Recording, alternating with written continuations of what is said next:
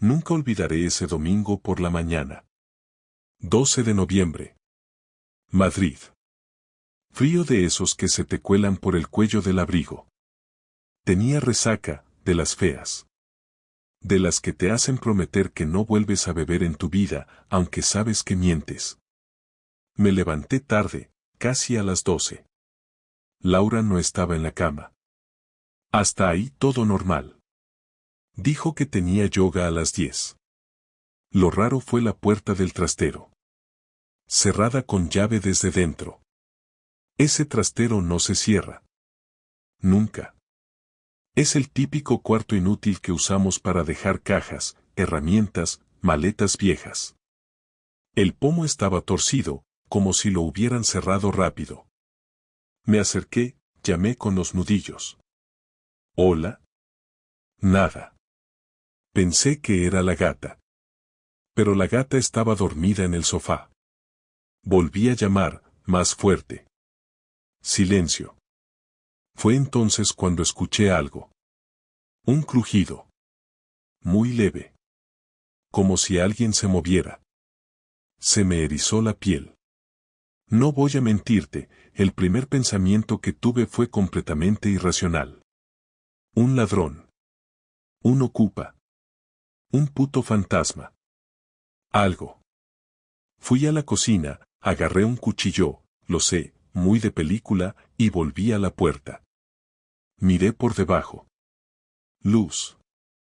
Alguien había encendido la luz desde dentro. Entonces hablé, ya en serio. Laura, ¿estás ahí? Un segundo de silencio. Un momento. Respondió ella, con voz entrecortada. Me quedé congelado. ¿Qué coño hacía Laura encerrada en el trastero? ¿Por qué esa voz? Esa pausa antes de contestar, eso no era normal. ¿Qué haces ahí dentro? Pregunté, ya con el corazón en la garganta. Estoy buscando una cosa. Ahora salgo. La cerradura giró. Se abrió la puerta unos centímetros. Pero no lo suficiente. Yo empujé un poco más, sin pedir permiso, y ahí lo vi. No era un ladrón. No era un fantasma. Era un abrigo de hombre. Colgado en nuestra casa. Uno que no era mío. Uno caro, de esos con etiquetas bordadas. Italiano. Y detrás de la caja de herramientas, unas botas de hombre, cubiertas a medias por una manta. Tampoco eran mías. Laura me miró como si le acabaran de pillar robando en un supermercado. Pálida. Rígida. La voz no le salía. No dije nada. Solo señalé las botas. ¿Qué es esto? No contestó. Entonces lo supe. No lo supe por lo que vi. Lo supe por cómo lo escondió. Por el silencio. Por ese maldito trastero cerrado desde dentro. No sabía con quién. No sabía desde cuándo. Pero ese abrigo y esas botas me habían dicho lo suficiente. Laura me estaba engañando. Y lo peor no fue descubrirlo así. Lo peor fue darme cuenta de que ella no pensaba confesarlo. No pensaba contarlo. Solo pensaba seguir escondiéndolo, como esas putas botas debajo de una manta sucia. No hizo falta que me respondiera, ni que intentara inventarse algo rápido, ni que fingiera una historia absurda de un amigo al que le prestaba espacio por compasión, porque el silencio que llenó ese puto trastero durante los segundos en los que nos miramos fue más ruidoso que cualquier explicación posible. La miré, con las botas de fondo y el abrigo todavía colgando como si fuera una prenda mía, pero en mi cabeza ya estaba todo encajado. Laura no dijo nada, solo bajó la mirada como si esperara que yo dijera algo, que hiciera una pregunta, que la salvara con alguna frase como esto no es lo que parece, pero no iba a dárselo. No le iba a regalar ni una sola vía de escape, porque sabía perfectamente lo que estaba pasando. Cuando me giré para salir de la habitación, ella fue detrás de mí, no dijo mi nombre, no intentó tocarme, solo caminó con pasos suaves, como si no quisiera levantar polvo, como si creyera que podía dejar todo eso atrás solo con no hacerlo demasiado evidente. Me senté en el borde del sofá, respirando con fuerza, y sentí que no podía estar en mi propia casa. Me temblaban las manos, y lo odié. No por el temblor en sí, sino por la vulnerabilidad, por sentirme estúpido, por haber estado meses durmiendo al lado de alguien que me miraba a los ojos cada día mientras me mentía sin pestañear. Laura se quedó de pie, a 1 metro de mí, con los brazos cruzados, mirando al suelo, y yo sabía que estaba pensando en cómo empezar a hablar, en cómo suavizar lo inevitable, pero esa pausa la delataba. Si fuera algo reciente, algo de una noche, algo que se le fue de las manos, habría explotado, se habría justificado, habría gritado para distraerme. Pero estaba demasiado tranquila, demasiado fría. Esa calma no era casualidad, era la calma de quien ya lleva un tiempo practicando cómo reaccionar, de quien ya se ha preparado el discurso por si alguna vez la pillan. ¿Quién es? Le solté sin levantar la voz. Me miró por primera vez desde que salimos del trastero, y durante un segundo pareció que iba a negarlo, que iba a decir que era de un compañero de trabajo o algo así, pero no lo hizo. Su cara cambió, como si se relajara, como si sintiera alivio de que ya no tuviera que fingir. No importa, respondió, con voz baja. A mí sí me importa. ¿Quién es? Alguien del trabajo. No lo conoces. Esa frase, esa forma de decirlo, esa falta de detalle, me confirmó que no era algo reciente. No fue una aventura de una noche ni un error aislado. Era alguien con nombre, con cara, con rutina compartida. Un tipo que posiblemente había estado en mi casa, que sabía cómo era mi vida, que me conocía aunque yo no supiera nada de él. Y eso fue lo que más me jodió. No el sexo, no el engaño físico, sino el hecho de que había otra persona sabiendo cosas de mí, escuchando cosas que yo no sabía, participando de una doble vida en la que yo era el único idiota que no estaba enterado. ¿Desde cuándo? Insistí. Hace unos meses. Lo dijo sin rodeos, como si esperara que eso aliviara el golpe, como si la sinceridad repentina fuera un parche para el daño. ¿Cuántos meses? Desde agosto. 4 meses. 4 malditos meses de mentiras, de salidas justificadas, de duchas largas, de silencios después de cenar. 4 meses de sexo conmigo mientras pensaba en otro, o quizá ya ni eso. No dije nada, me levanté del sofá y fui directo a la cocina, abrí la nevera, saqué una cerveza y la abrí con la mano temblorosa. Laura me seguía con la mirada, sin moverse, como si esperara que yo estallara, que gritara, que tirara algo al suelo. Pero no lo iba a hacer. Me senté en una de las sillas, tomé un trago largo y apoyé el codo sobre la mesa. ¿Ha estado aquí? Tardó 2 segundos en contestar. Una vez. Ese una vez me dolió más que si me hubiera dicho cada semana. Porque era suficiente. Había traído a ese cabrón a la casa en la que vivíamos juntos, donde comíamos, donde veíamos series, donde hacíamos el amor. Ese detalle fue como una bofetada seca, sin avisar, sin violencia pero con intención. No necesitaba saber los detalles, no necesitaba ver fotos, no necesitaba nombres. Todo estaba claro. Lo único que quedaba era saber si ella iba a seguir mintiendo o si al menos tenía la decencia de admitirlo todo ahora que la había pillado. ¿Lo quieres? No respondió. Te he hecho esa pregunta una sola vez en la vida, Laura. Una. Y fue cuando te pedí que nos casáramos. Me miró como si no supiera qué responder, como si no hubiera ensayado esa parte. No es tan simple, dijo. Sí lo es. ¿Lo quieres o no? ¿Te vas con él o te quedas? No hay más.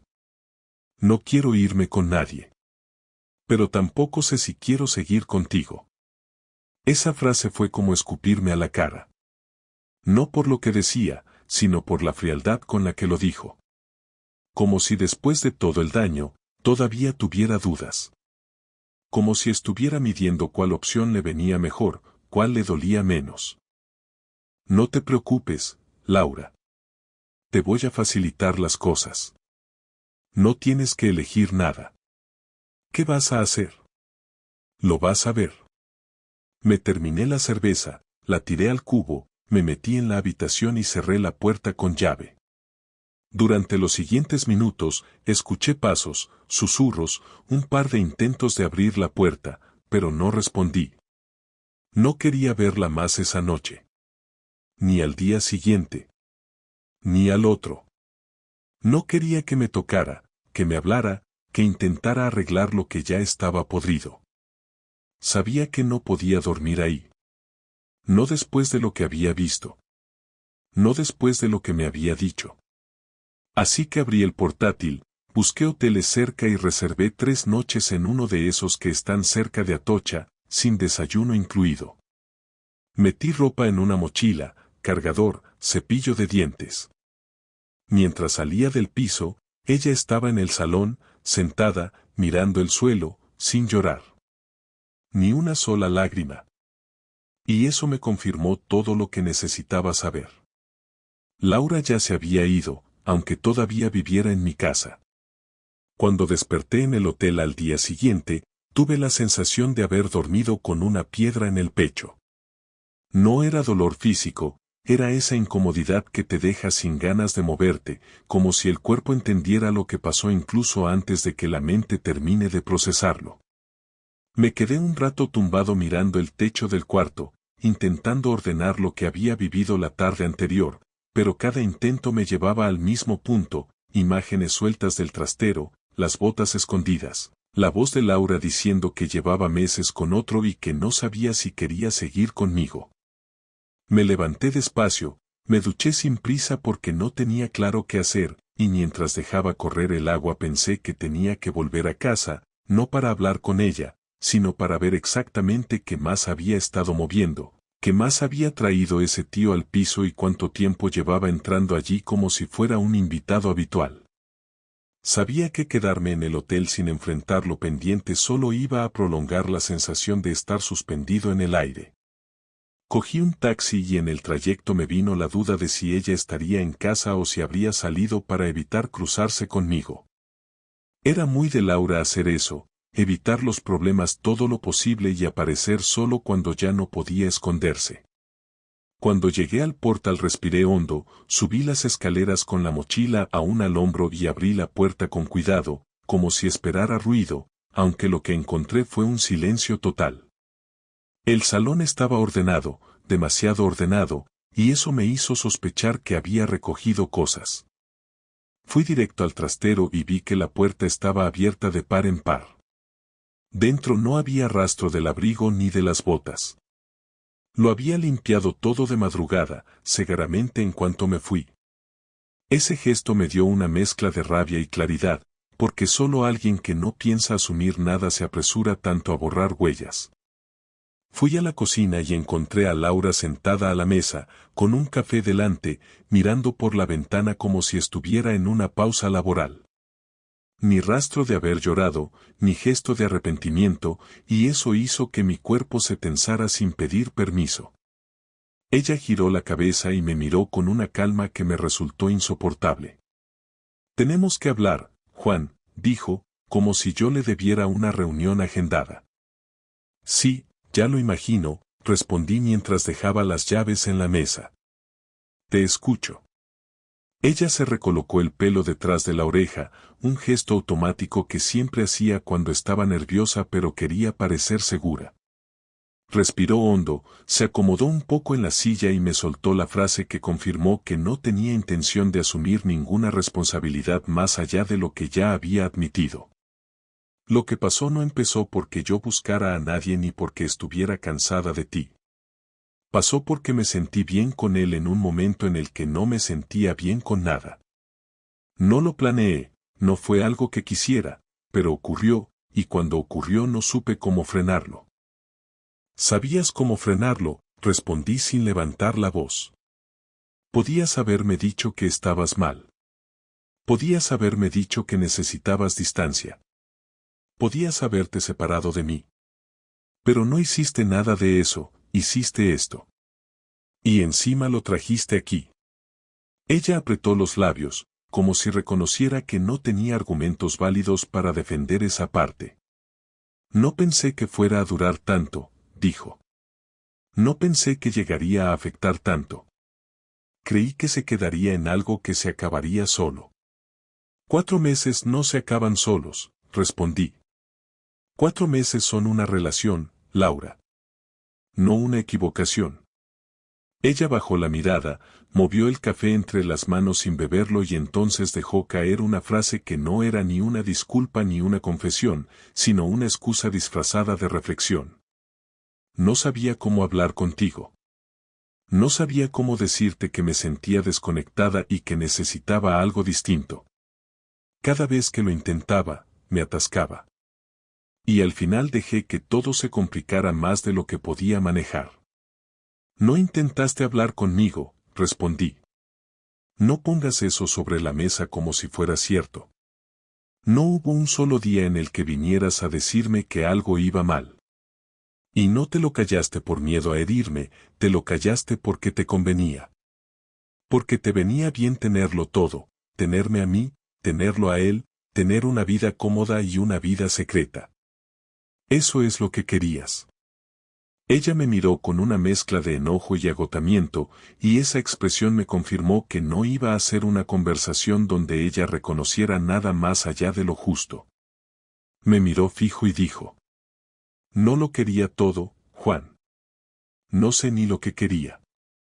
Solo sé que llegué a un punto en el que no podía parar nada sin sentir que perdía algo importante por cada lado. Pues felicidades, porque ya lo has perdido. Ya está hecho. Ella se echó hacia atrás en la silla, cruzó los brazos y cambió el tono. Tampoco creo que tengas derecho a hablar como si tú hubieras sido perfecto. Tú también te desconectaste de mí. Tú también te encerrabas en tu ordenador, en tus cosas, en tus rutinas. Yo venía a la mesa a contarte cosas del trabajo y tú asentías sin escucharme. Tú no estabas aquí del todo, Juan, y eso también cuenta. No compares la falta de atención con una infidelidad, respondí con frialdad. Una cosa es cansancio, rutina, desajustes. Otra cosa es abrirle la puerta de casa a otro y meterte con él en mi vida sin que yo me entere. No vengas ahora con que la culpa está repartida, porque no lo está. Ella se levantó, como si necesitara moverse para no sentirse acorralada. No estoy diciendo que sea tu culpa. Solo digo que no soy la única que falló. Si eres la única, respondí, ya harto. Este fallo lo has cometido tú sola. Y no voy a permitir que lo diluyas en discusiones antiguas. Has traído a un tío a casa. Has estado con él durante meses. Has mentido cada día desde agosto. Todo eso lo hiciste tú. No digas fallamos, di fallé. Porque es lo que hay. Ella se quedó quieta, mirándome con un resentimiento que antes no le había visto. Entonces entendí que esta conversación no era un intento de reparación, ni un acto de honestidad, ni un cierre. Era un trámite. Una maniobra para aliviar su conciencia, para hacerme admitir algún tipo de culpa compartida que suavizara su historia en su cabeza. No iba a dárselo. ¿Vas a seguir viéndolo? Pregunté, no para saber la respuesta, sino para ver si era capaz de decirla. No lo sé, contestó tras una pausa. No he pensado en eso todavía. Esa respuesta, que podría haber sido sincera o cobarde, me dio exactamente lo que necesitaba. No estaba arrepentida. Estaba perdida, buscando cómo recolocar las piezas sin renunciar a nada que le resultara útil o cómodo. Para ella no había duelo, ni ruptura interna, ni dolor por lo que había hecho. Solo había lío y desorden, y esperaba que yo le ayudara a ordenarlo. Pues yo sí lo sé, dije mientras cogía mis cosas de la mesa. Esto no termina con que hablemos. Esto va a tener consecuencias. Y las vas a vivir. Ella frunció el ceño. ¿Qué significa eso? Significa que ya no soy parte de tu vida como antes. Significa que vas a asumir lo que has hecho sin escapatorias. Significa que no voy a dejar que esta historia quede como un error compartido. Y significa que lo que venga ahora no lo vas a controlar tú. Ella dio un paso hacia mí. No vas a hacer ninguna tontería, ¿verdad? No. Las tonterías ya las has hecho tú.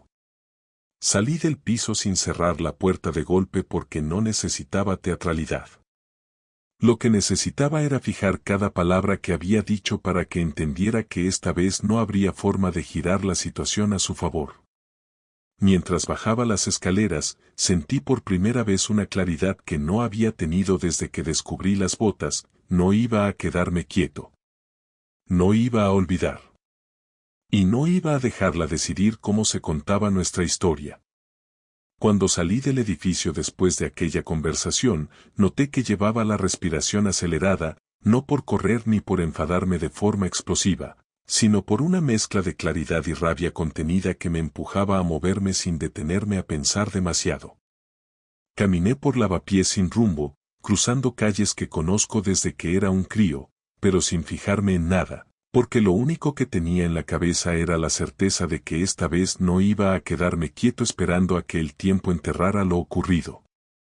No quería convertirme en uno de esos tipos que pasan meses anclados al mismo recuerdo, repitiendo una y otra vez la pregunta de por qué, como si al final fuera a aparecer una respuesta que los calmara. No quería ser el marido engañado que deja que la historia se cierre sola, así que mientras caminaba, pensé en algo más concreto, como colocar a Laura frente a las consecuencias reales de lo que había hecho, no solo en lo emocional, sino en lo práctico, en lo incómodo, en lo que realmente duele cuando alguien se cree intocable. Lo primero que hice fue llamar a Sergio, mi mejor amigo desde la ESO. Él vivía en Embajadores y siempre tenía tiempo para un café rápido. Cuando le dije que iba para su casa, me dijo que subiera sin preguntar nada. Al abrirme la puerta, me miró una vez y supo que pasaba algo serio, porque no soy de esos que dramatizan ni de los que se hunden por cualquier cosa.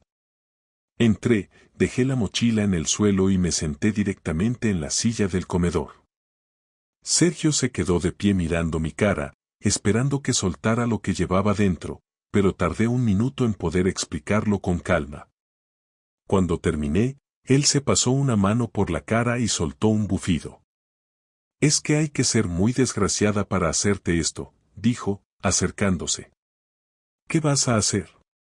No pienso dejar que pase como si nada, respondí. Ella cree que si espera lo suficiente, yo me cansaré, lo aceptaré o incluso la ayudaré a arreglar las cosas. Y no va a ser así. Esta vez voy a dejar claro que las decisiones las tomo yo. Sergio se apoyó en la mesa y se cruzó de brazos. Vale, pero dime qué has pensado, porque te veo con una energía rara, como si ya fueras a hacer algo concreto.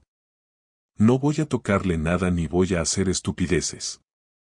No voy a gritarle por la calle ni voy a pelearme con el tío. Todo eso solo la coloca a ella en el papel de víctima. Lo que voy a hacer es más simple, quitarle lo que da por hecho, lo que cree seguro, lo que nunca pensó que podía perder. Sergio levantó las cejas porque sabía perfectamente a qué me refería. En nuestro piso, casi todo lo había pagado yo desde antes de casarnos. Ella puso dinero en otras cosas, viajes, compras, gastos suyos, pero el alquiler estaba a mi nombre, los muebles caros eran míos, la mitad de los electrodomésticos también los había comprado yo. Habíamos vivido con una comodidad que se sostenía principalmente sobre mis ingresos, y aunque nunca le había echado en cara nada, ahora no tenía interés en seguir protegiendo esa estructura donde ella era la que vivía con más ventajas. Sergio tomó aire y me miró con seriedad. Si vas a hacer algo, hazlo pensando en ti, no en joder por joder, dijo. No conviertas esto en una guerra porque ahí siempre pierden los dos. Que sea una decisión limpia. Será limpia, respondí. Pero contundente. Voy a marcharme del piso y voy a dejar claro que es ella la que tiene que hacerse cargo de su vida. No voy a estar cerca para que pueda volver cuando le dé miedo quedarse sola. Y además quiero que entienda que no puede seguir usando ese piso como si fuera un escenario donde puede borrar y escribir lo que le convenga. Sergio asintió lentamente. Si haces eso, más vale que no vuelvas atrás, porque ella va a intentar retenerte en cuanto vea que lo dices en serio. No voy a volver, respondí sin dudar. Estuve un rato más en su casa, hablando de detalles prácticos. Él me ofreció quedarse con mis cosas mientras decidía dónde mudarme y me recordó que tenía un primo con un estudio libre en Arganzuela. Le dije que hablaría con él y bajé de nuevo a la calle. Mientras caminaba hacia el metro, pensé en algo que había pasado por alto, aunque Laura había dicho que no sabía si quería seguir con ese tío, yo sabía que él seguía presente. Y más importante aún, sabía que ese tío no esperaba que yo apareciera en la ecuación. Él vivía oculto, en un segundo plano cómodo, y me pareció justo que dejara de tenerlo tan sencillo. No hablo de violencia, ni de perseguirle, ni de hacer un espectáculo. Hablo de algo más directo y mucho más efectivo, sacarlo de la sombra. Laura había hecho todo lo posible por esconderlo, por mantenerlo lejos de cualquier consecuencia, así que lo lógico era hacer lo contrario. Empecé por averiguar su nombre completo. No pregunté a nadie ni revisé nada de Laura porque no quería caer en comportamientos de detective celoso. Solo utilicé algo que ella misma había dicho, que era alguien del trabajo. Y aunque no sabía en qué instituto estaba asignado ese trimestre, sí sabía que siempre quedaban registrados los horarios públicos de los profesores, así que empecé a revisar centros cercanos al nuestro. Me tomó menos de media tarde encontrarlo. Un profesor de historia llamado Rafael, 42 años, sin pareja conocida. Cuando vi su foto en la web del centro, me dio una mezcla de asco y alivio. Alivio porque ya tenía claro quién era, y asco porque era alguien con una vida demasiado cómoda como para entender el desastre que había provocado. Lo siguiente que hice fue llamar al casero del piso, que me conocía desde hacía años. Le expliqué que necesitaba darme de baja del alquiler cuanto antes y que, si Laura quería quedarse, debía firmar un contrato a su nombre. Él no puso objeciones, porque siempre habíamos pagado puntualmente y sabía que yo no hacía movimientos impulsivos.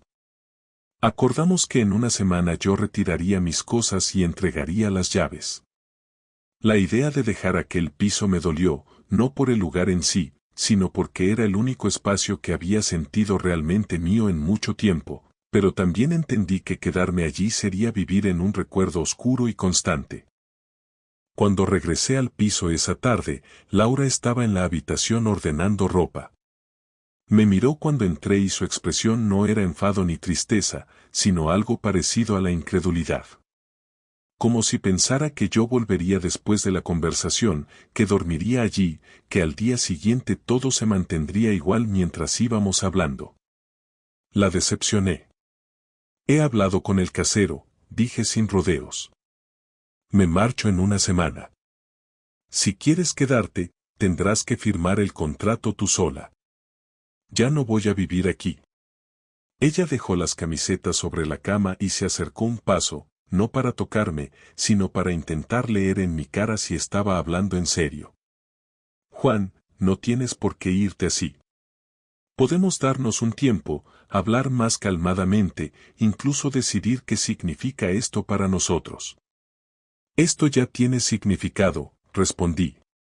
Y no voy a quedarme en un piso donde has metido a otro. Prefiero irme y empezar de cero que seguir siendo parte de algo que tú rompiste sin avisar. Ella apretó los labios, como si hubiera esperado un discurso menos firme. No quiero que tomes decisiones por rabia, dijo. Podemos trabajar en esto. Esto no es rabia, contesté. Es decisión. Y la mantendré. Ella respiró hondo y se giró hacia la ventana, como si necesitara apartarse unos segundos para procesarlo. Cuando volvió a mirarme, tenía los ojos brillantes, pero no lloraba. Laura casi nunca lloraba, y cuando lo hacía, era por motivos que tenían más que ver con ella misma que con lo que había causado. ¿Vas a verlo a él? Pregunté entonces, no por curiosidad, sino para medir su reacción. No lo sé, respondió, sin girar la cabeza. Ahora mismo no sé nada. Pues yo sí sé algo. Si volvéis a veros, que sea fuera de este piso. Aquí no vais a coincidir nunca más. Ella apretó la mandíbula como si quisiera replicar, pero no dijo nada. Yo salí de la habitación, cogí una maleta y empecé a guardar mi ropa. Me sorprendió lo fácil que era separar mis cosas de las suyas. No había confusión, no había mezcla. Estábamos más divididos de lo que pensaba. Esa noche me quedé en el hotel otra vez, pero por primera vez desde que descubrí la verdad, dormí sin sobresaltos. No porque estuviera calmado, sino porque sabía que la venganza no era una explosión ni una destrucción caprichosa. Era un proceso. Uno que acababa de empezar y que Laura tendría que afrontar sin poder manipularlo ni reescribirlo. La última semana en el piso fue una coreografía incómoda donde los movimientos eran calculados, los silencios constantes y los encuentros forzados. No hablábamos más allá de lo estrictamente necesario, y cuando lo hacíamos, nuestras voces sonaban vacías, como si cada uno hablara solo para confirmar que todavía existía dentro del espacio que compartíamos. Yo me concentré en empaquetar todo lo que me pertenecía, no por nostalgia, sino para dejar claro que me iba sin mirar atrás. Llevé 3 maletas al trastero de Sergio, 2 mochilas con cosas personales al estudio del primo que me había alquilado el sitio en Arganzuela, y aún así me parecía que me quedaban objetos por recoger que ya no quería. Dejé varios libros, algo de ropa que no pensaba usar más y un par de tazas que habían sido regalos de aniversarios pasados. No las rompí ni las escondí, solo las dejé ahí, como parte de una vida que ya no era mía. Laura evitaba estar en casa durante las tardes, cegaramente porque le molestaba verme, porque cada movimiento mío le recordaba que había cruzado una línea de la que no podía volver. A veces llegaba tarde, cenaba en silencio, se metía a la habitación sin decir una palabra y cerraba la puerta sin pestillo.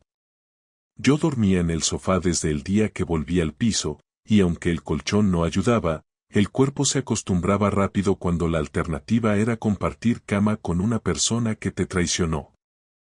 3 días antes de irme, ella intentó romper ese silencio. Fue un miércoles por la noche, justo después de cenar.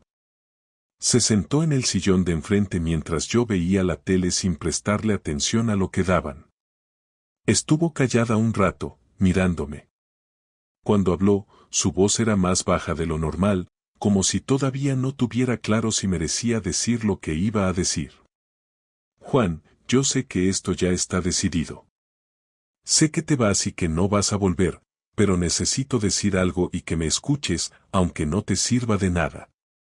Habla, dije sin girarme del todo, solo bajando el volumen de la tele. No quiero justificar nada, y no espero que esto cambie tu decisión, pero sí quiero dejar claro que lo que pasó no fue una forma de reemplazarte. No fue porque me dejaras de importar ni porque buscara a alguien mejor. No sé cómo explicarlo sin sonar como una cobarde, pero lo que hice vino de una mezcla de vacío, rutina, miedo y una necesidad de sentir algo distinto. ¿Y lo encontraste? Pregunté sin rodeos. Sí, lo encontré, dijo sin vacilar. Pero no era real. No lo suficiente. Era una escapatoria. Una forma de no enfrentarme a lo que ya no funcionaba entre nosotros. Pues elegiste la peor forma posible de hacerlo. No tuviste los cojones de enfrentar la situación ni conmigo ni contigo misma. Te escapaste con otro y lo trajiste a casa. Eso es lo que hiciste. Ella agachó la cabeza y se quedó así unos segundos. Luego levantó la vista y me habló con una seriedad que no le había escuchado en mucho tiempo. No te estoy pidiendo que me perdones. Sé que eso no va a pasar. Solo quería decirte que sé perfectamente lo que he perdido y que lo que viene ahora, sea como sea, me lo he ganado. Pero eso no significa que no me duela. A mí también me duele, Laura. Pero la diferencia es que a mí me duele por haber sido sincero, por haber confiado, por haber intentado construir algo real. A ti te duele porque se te ha caído el castillo de cartas que montaste sin que yo lo supiera. Ella cerró los ojos un segundo, respiró hondo y asintió con la cabeza, como si eso bastara para asumir el golpe. No lloró, y yo tampoco, porque ya no estábamos en esa fase. El dolor no siempre necesita lágrimas, a veces basta con el silencio entre frases, con la forma en que se nos endurece la voz. ¿Tienes pensado seguir viéndolo? Pregunté sin suavizar la pregunta. Ella tardó más de la cuenta en responder, y eso ya me decía todo, pero aún así esperé su frase completa. No lo sé. No hemos hablado desde hace días. Él no quiere problemas y yo tampoco. Creo que todo esto me superó más de lo que creí que podía manejar. Pues te aviso desde ya que si alguna vez intenta volver a este piso, aunque sea a recoger algo, no me voy a quedar callado. No busques que esto acabe tranquilo si decides seguir mezclando espacios que ya no te pertenecen. No va a volver aquí, dijo con firmeza. No te preocupes por eso. No me preocupo. Me aseguro, dije. Al día siguiente, ella volvió a irse temprano. Yo terminé de ordenar mis cosas, hablé con el casero para firmar el fin del contrato y llevé la última maleta a casa de Sergio. Cuando volví por la noche, Laura no estaba. En la mesa había una nota escrita con letra rápida, como si lo hubiera decidido en el último momento. No decía mucho, solo que pasaría unos días en casa de una amiga para no cruzarnos y que esperaba que encontrara paz en mi nueva etapa. No firmó con amor, ni con cariño, ni con nada. Solo Laura. Un nombre al final de un papel, como si fuera una compañera de piso que se despide antes de una mudanza. La dejé ahí, no la guardé ni la rompí. Al día siguiente me fui. El estudio en Arganzuela era pequeño pero suficiente. Me acomodé rápido, armé una rutina nueva y empecé a trabajar desde allí sin dar muchas explicaciones a nadie. No tenía ganas de hablar del tema con todo el mundo, y solo le conté lo justo a quienes de verdad importaban. Sergio me ayudó a distraerme los primeros días, salimos a cenar, vimos fútbol, hicimos cosas simples que servían para romper la inercia del vacío. Por dentro, el duelo iba avanzando sin avisar, en oleadas. A veces me sentía tranquilo, convencido de que había hecho lo correcto. Otras veces me despertaba a las 3 de la mañana con la cabeza llena de imágenes, de conversaciones repetidas, de recuerdos que ya no tenían valor. No sentía odio. Tampoco sentía amor. Sentía una mezcla jodida entre decepción, orgullo y cierta tristeza por haber perdido no a la mujer, sino al proyecto. A la idea. A lo que creía que tenía. No me importaba que Laura estuviera con otro, me importaba que me lo hubiera ocultado mientras se sentaba a cenar conmigo cada noche. Me dolía que hubiera tenido la capacidad de fingir tanto sin inmutarse. Una semana después de mudarme, recibí un mensaje suyo. No era largo. Solo decía que necesitaba hablar conmigo una última vez, en persona, sin reproches, sin dramas, solo una conversación clara. Tardé 2 horas en decidir si iba a contestar. Al final lo hice. Acordamos vernos en un bar cerca del Retiro, un sitio neutral, sin historia. Nos encontramos a las 7. Ella llegó puntual, con ropa sencilla, sin maquillaje, como si quisiera mostrarse tal cual. Nos sentamos y no pedimos nada al principio. Estuvimos varios segundos en silencio, hasta que ella empezó. He estado pensando mucho en todo. En cómo llegamos a este punto, en lo que pasó, en lo que viene después. No espero que me perdones, pero quiero saber si en algún momento vas a poder soltar esto sin que te envenene. ¿A qué te refieres con esto? Pregunté. Al dolor. A la traición. A la rabia. A todo. Eso no se suelta porque alguien lo pida, dije. Se va soltando solo, si uno quiere y si el tiempo ayuda. Y no te voy a mentir, todavía no estoy en ese punto. Ella asintió. Se notaba que había ensayado esa conversación, pero que aún así le costaba decir lo que venía. Yo tampoco me perdono del todo, admitió. Pero necesitaba decírtelo en la cara. Que lo siento. Que aunque ya no cambie nada, lo siento de verdad. No respondí. A veces el silencio es la única respuesta honesta que uno puede dar. Terminamos el café sin decir mucho más. Pagamos a medias. Nos levantamos y nos dimos la mano. Nada más. Ningún abrazo, ninguna mirada larga. Solo un cierre limpio, como un contrato que se cancela sin litigios. Esa fue la última vez que vi a Laura. Después de aquella conversación en el bar, me fui caminando sin mirar atrás, no porque sintiera que había cerrado un ciclo ni porque me sintiera liberado, sino porque ya no había nada más que pudiera decirse entre los dos que sirviera de algo. Habíamos hablado con la frialdad de dos personas que ya no compartían más que un pasado reciente, sin rabia en la voz pero tampoco con afecto. Esa indiferencia era mucho más reveladora que cualquier pelea. Yo no necesitaba que Laura llorara, ni que se arrepintiera delante de mí, ni que me pidiera otra oportunidad. Lo único que necesitaba era distancia, claridad y espacio para empezar a vivir sin ella. Así que cuando crucé la calle y volví al estudio, supe que esa sería la última vez que su presencia afectaría mis decisiones. Los días siguientes fueron más silenciosos. Ya no tenía mensajes suyos, ni llamadas, ni el peso de compartir un techo con alguien que había estado mintiendo durante meses. Empecé a organizar mi vida de nuevo, no con ilusión, sino con orden. Cambié las contraseñas de mis cuentas compartidas, actualicé los documentos donde todavía figuraba como mi esposa, contacté con los bancos para separar los asuntos financieros y hablé con mi abogado para iniciar el proceso de divorcio sin conflictos. No quería venganza económica ni discusiones legales. Solo quería cortar todo vínculo de forma rápida, sin que se extendiera más de la cuenta. No me interesaba quedarme con nada de ella, ni pelear por objetos ni por cosas que ya no tenían valor más allá del recuerdo. Lo que sí tenía claro era que no iba a permitir que esta historia quedara en una especie de zona gris, donde con el tiempo se diluyera la verdad. Ella me había sido infiel, había traído a otro a casa y había sostenido una doble vida durante meses. Eso no era discutible, y aunque no pensaba contárselo a todo el mundo, tampoco iba a proteger su imagen si alguien me preguntaba directamente.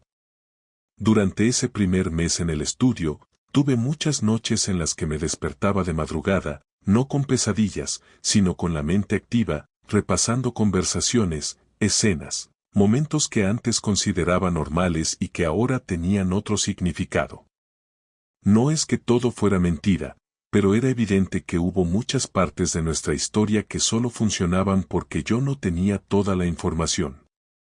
A veces me sentaba en la silla frente a la ventana y me quedaba ahí media hora, sin hacer nada, simplemente pensando en cómo alguien que duerme a tu lado puede desconectarse tanto sin que te des cuenta. Me preguntaba si hubo señales claras que ignoré o si simplemente confié demasiado.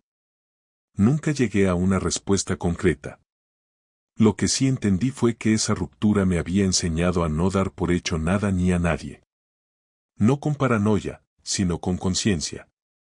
Mis amigos más cercanos se enteraron por mí, no porque lo contara con detalles, sino porque me preguntaron directamente qué había pasado.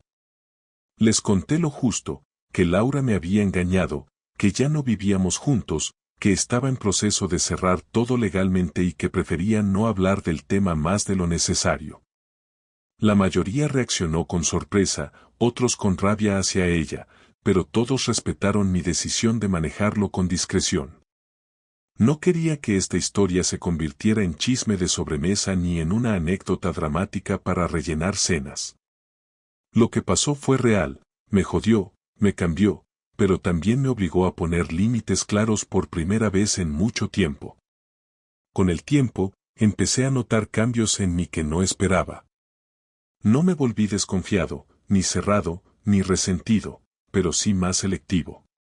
Dejé de perder el tiempo con personas que solo sabían hablar de sí mismas, que evitaban cualquier conversación seria o que tenían esa costumbre de disfrazar la verdad para quedar bien. Aprendí a disfrutar del silencio sin necesidad de compañía, a cocinar solo sin sentir vacío, a salir a caminar sin pensar que faltaba alguien al lado. Me reconecté con rutinas que había abandonado, volví al gimnasio, retomé la lectura, me apunté a un curso de fotografía que tenía pendiente desde hacía años. No para llenar huecos, sino para recuperar cosas mías que había dejado atrás mientras intentaba sostener una relación que ya estaba rota mucho antes de enterarme. No volví a hablar con Laura. No hubo mensajes de cumpleaños, ni intentos de reconciliación, ni preguntas sobre cómo estaba. Creo que ambos entendimos que lo mejor era el silencio. Supe por un amigo común que había dejado el instituto en el que trabajaba y que ahora estaba en otro más lejos. No pregunté más. No me interesaba si seguía con ese tío, si había conocido a otro o si estaba sola. Mi vida ya no tenía espacio para esa información.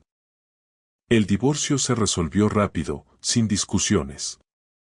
Firmamos los papeles por separado, y el abogado me dijo que era uno de los casos más simples que había gestionado en mucho tiempo. Cuando recibí la notificación oficial de que ya estaba todo terminado, no sentí alivio, ni tristeza, ni enojo.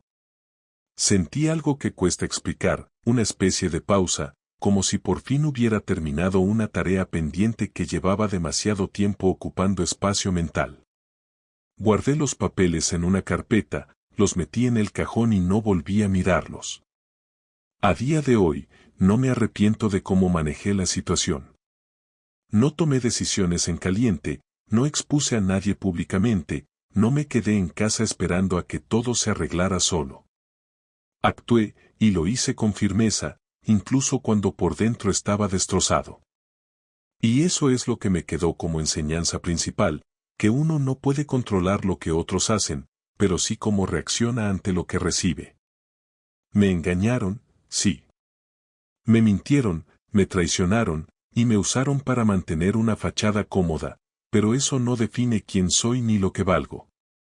Lo que me define es que fui capaz de salir de ahí sin perder la cabeza, sin convertirme en alguien que no quiero ser. Ahora vivo solo, pero no estoy solo. Estoy conmigo mismo, y eso me basta. He empezado a salir con alguien nuevo, de forma lenta, sin expectativas exageradas, sin miedo, pero con los ojos bien abiertos. No porque la nueva persona tenga que pagar por los errores de otra, sino porque aprendí que estar atento no significa vivir con miedo, sino con responsabilidad emocional. Si algún día vuelvo a enamorarme, será desde otro lugar, con otras reglas, con otra forma de mirar. Pero no tengo prisa. Por primera vez en mucho tiempo, estoy bien así. Lo que me pasó con Laura fue una ruptura en toda regla, pero también una limpieza. Me quitó una venda, me obligó a revisar mis prioridades, me empujó a actuar cuando lo más fácil habría sido quedarme. No se lo agradezco, no le deseo lo mejor, tampoco lo peor. Simplemente no pienso en ella. Y cuando alguien me pregunta si todavía la echo de menos, no miento, no la echo de menos la tranquilidad que creía tener cuando estaba con ella. Pero ya entendí que esa tranquilidad era falsa, y prefiero 1000 veces una soledad real a una compañía que miente. Así terminó todo. No con gritos, ni con portazos, ni con escenas de película. Terminó con verdades incómodas, decisiones firmes y una reconstrucción silenciosa. Y así está bien.